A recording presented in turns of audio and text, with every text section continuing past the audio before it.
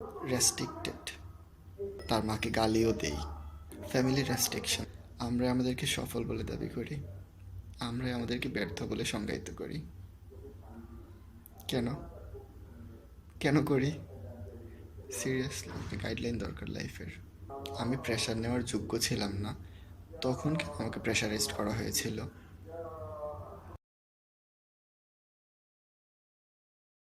আশ্চর্য লাগে না কিছু কথা শুনলে? পাশের বাসার ছেলেটা পারে, তুমি কেন পারো না? ক্লাসে সবাই কি রোল এক হয়? কখনো সম্ভব? আজব কম্পিটিশন। তাহলে অদৃশ্য মানসিক চাপগুলো কেন বাচ্চাদের মাথায় ঢুকিয়ে দিই? ছোট্ট একটা বাচ্চা যার 1 থেকে 1.5 কেজি ওজনের বেশি ব্যাগ নেওয়ার পারমিশন নাই, সেই জায়গায় ওই বাচ্চার মাথায় পাহাড় সমান টেনশন ঢুকিয়ে দিচ্ছি।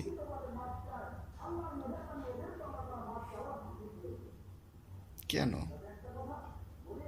কেন এই প্রতিযোগিতা?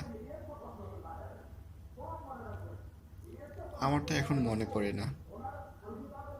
প্রাইমারি লেভেলে আমি মনে হয় না সর্বোচ্চ 5টা ফুলের নাম 5টা ফলের নাম ইংরেজি শিখেছিলাম। আমাদের কাজ চলে যেত। আমার কাজিনসগুলো তারা কিন্ডারগার্টেনে পড়তো। আমি কিন্ডারগার্টেন বিরোধী কথা বলতে চাচ্ছি না, তারা পড়তো। তারা অহরহ 1টা 2টা 10টা 20টা ইংরেজি ওয়ার্ড বলে ফেলতে পারতো মুহূর্তেই। অবাক হতাম আমি, কিভাবে পারে? আমার পাশের রুমে থাকে তারা, আমরা একই ফ্যামিলির, একই বাড়ির আমরা সবাই। তারা পারে, আমি কেন পারি না? এই প্রশ্নটা কিন্তু আমার নিজের থেকে আসতো না, আমার গার্জেন আমাকে ফোর্স করতো।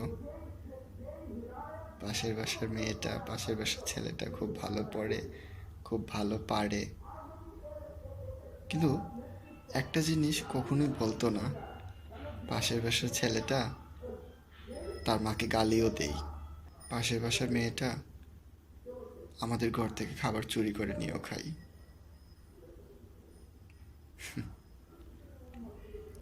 অদৃশ্য একটা প্রতিযোগিতা চলে, যা আমার না তার জন্য আমি লড়াই করে যাচ্ছি, কিন্তু যা আমার আছে তার নিয়ে কোনো মাথা ব্যথা নাই, কোনো খবর নাই। আমি আর্ট করতে পারি ভালো, আমাকে আর্ট স্কুলে দেয় নাই। কোথায় দিল? প্রাইমারিতে পড়ো। আশ্চর্য লাগে তখন যখন আমি ক্লাস 9-এ গ্রুপ সেগ্রিগেশন হয়। আমার আপুর বই ছিল আর্টসের, মানবিকের বই ছিল। সামহাও ওই বইগুলোর জন্য আমাকে গ্রুপ সেগ্রিগেশনটা আর্টস নেওয়া লাগে। আমার কষ্ট লাগেনি, কারণ আমি তখন এগুলো বুঝতাম না তেমনভাবে যে আসলে গ্রুপ কি ইম্প্যাক্ট করে লাইফে। ফ্যামিলির সিদ্ধান্ত ছিল, ফ্যামিলির সিদ্ধান্ত মেনে নিলাম, no problem. Step by step complete হলো। এইচএসসি ভালোই ছিল, এসএসসিও ভালো ছিল, 4 পয়েন্ট আপ ছিল। আর্টসের স্টুডেন্ট বলে কথা, 4 পয়েন্ট আপ, হ্যাপি রেজাল্ট, তাই না? স্ট্রেঞ্জ আসলে। আমরা নিজেকে কোথায় সন্তুষ্ট করে নিচ্ছি, কোথায় নিজেদেরকে আটকে নিচ্ছি? কে জানে, কমার্স নিলে হয়তো ফেলও করতে পারতাম, পাস নাও করতে পারতাম। Maybe that was good decision for me. যাই হোক, তবে আর্টসের জন্য আমার একটা প্লাস পয়েন্ট অবভিয়াসলি ছিল। সেটা হচ্ছে আমি যখন অনার্সে ভর্তি হতে আবেদন করি, আমার ইকোনমিক্স চলে আসে ইজিলি, খুব ইজিলি। কারণ কি ছিল? আমার ব্যাকগ্রাউন্ড আর্টস, আমার পয়েন্ট ছিল ভালো, 4 পয়েন্ট আপ। কিন্তু কষ্ট লাগে তখনই, আমরা একটা ক্লাসমেট 1 বছর অনার্সে ভর্তি হতে পারে নাই, নাম বলতে চাচ্ছি না।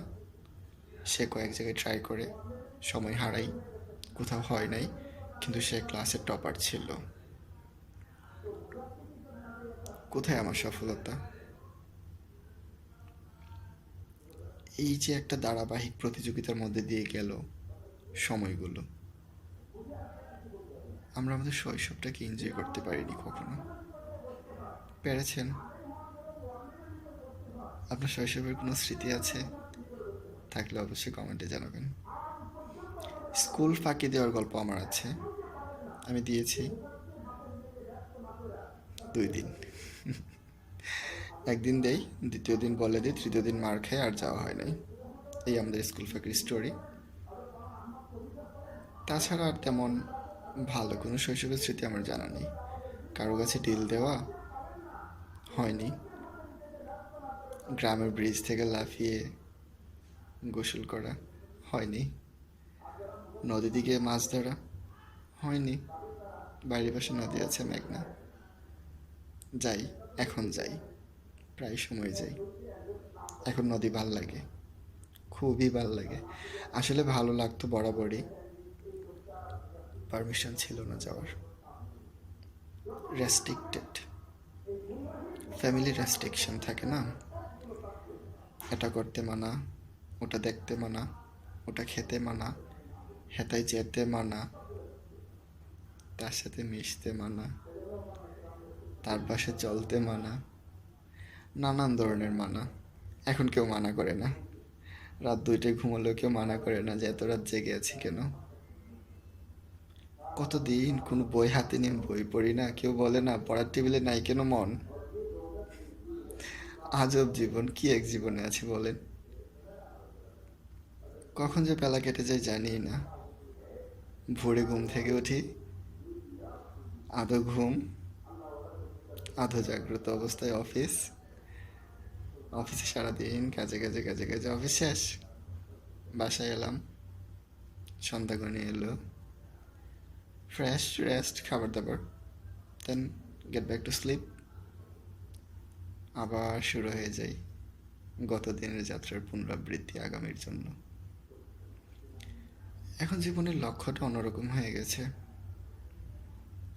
এখন আর গার্ডিয়ানরা আমাদেরকে ফোর্স করে না আমাদের এইম সেট করার জন্য, এইমটা এখন আমাদের নিজের হয়ে গেছে। আমরাই আমাদেরকে অ্যাম্বিশিয়াস করে তুলি, আমরাই আমাদেরকে সফল বলে দাবি করি, আমরাই আমাদেরকে ব্যর্থ বলে সংজ্ঞায়িত করি। কেন কেন করি? আমাদের আশেপাশে যা হচ্ছে আমরা সেটার অনুকরণ করার চেষ্টা করি। আমি যখন অর্থনীতি নিয়ে পড়ি তখন আমার চাহিদা সম্পর্কে কিছু ধারণা নেওয়া হয়।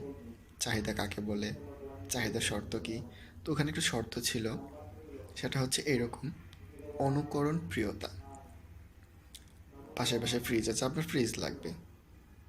আপনার বন্ধু ম্যাকবুক আছে, আপনার ম্যাকবুক লাগবে। এরকম আর কি ব্যাপারটা। নাসার রকেট আছে, আপনার রকেটও লাগবে। তাই কি হয়? হয় না, আসলে কোনোটাই হয় না। আপনার প্রয়োজন আপনাকে চাহিদা তৈরি করে দেবে, সেটাই হবে আপনার জীবন। এখন আমাদের প্রয়োজন কি? গ্র্যাজুয়েশন হয়েছে, জব হয়েছে, এটাই তো ছিল লক্ষ্য, তাই না? আমার মাকে জিজ্ঞেস করি এখন যে আমাদের লক্ষ্য কী ছিল, ছেলে বড় হবে, চাকরি করবে, তাই তো করছি তো। এখন তো মা আর কিছু বলে না। কেন বলে না? কেন বলে না? যেই মা এত আগ্রহী ছিল আমাদেরকে নিয়ে, এত অনুপ্রেরণা দিত, এত ফোর্স করতো এটা করো ওটা করো, এখন কেন বলে না? এখন সত্যি আমাদের একটা গাইডলাইন দরকার। সিরিয়াসলি একটা গাইডলাইন দরকার লাইফের। এখন তো মা কিছু বলে না, রাত করে বাড়ি ফিরলেও কিছু বলে না। নো হ্যাডেক, কোনো মাথা ব্যথা নাই। ছেলে বড় হয়েছে, সব পারে, সব বুঝে, আলহামদুলিল্লাহ। ছেলে মানুষের মতো মানুষ হয়েছে। কোথায়? মা তো আমার সাথে থাকে না, আমার লাইফস্টাইল কী হবে মা তো জানে না। মাসে একবার বাড়ি যাই, 2বার বাড়ি যাই, এক রাত থেকে চলে আসি। কোথায়? আমি আমার জায়গা কীভাবে আছি সেটা তো জানে না। এখন আমার প্রশ্ন, এখন যদি আমার কোনো খোঁজখবর নাই নেওয়া লাগে, আমাকে যদি কোনো কিছুতে ফোর্স নাই করা লাগে, তাহলে যখন আমি প্রেশার নিতে পারতাম না, আমি প্রেশার নেওয়ার যোগ্য ছিলাম না, তখন কেন আমাকে প্রেশারাইজড করা হয়েছিল?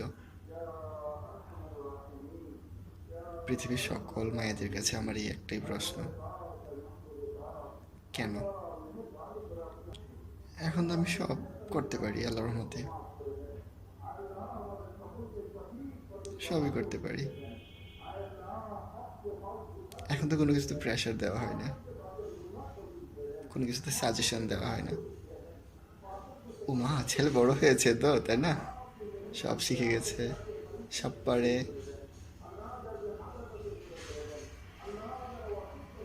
কিন্তু এখনো মিস করি মার বকুনিগুলো। যাই হোক, প্রত্যেক মায়ের কাছে একটা আবেদন, বাচ্চাদেরকে কখনো ফোর্স করবেন না, যা চাই হতে দেন। শুধু খেয়াল রাখবেন সৎ সঙ্গে চলে কিনা, অসৎ সঙ্গটা বর্জন করে কিনা, আপনার বাচ্চাটা মিথ্যা বলে কিনা ওটা খেয়াল করবেন। খেয়াল করবেন আপনার ভয়ে আপনার কাছে সত্য লুকোতে চাই কিনা।